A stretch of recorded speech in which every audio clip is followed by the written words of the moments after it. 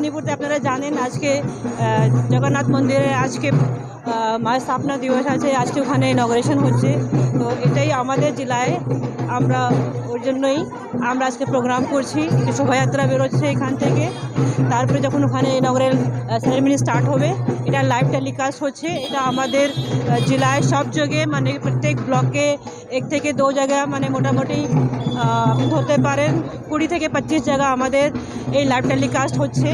হ্যাঁ, আজকে আমরা এখানে জগন্নাথ ধামের যে উদ্বোধন, আজকে শুভ উদ্বোধন হচ্ছে, তারই আমরা জেলাতে আমরা একটা করছি এবং জেলা পরিষদের মাধ্যমে আমরা একটা সুন্দর র্যালি করছি। র্যালি করে আমরা সেই প্রোগ্রামকে বা সেই উদ্বোধনকে আমরা সাফল্যমণ্ডিত করছি।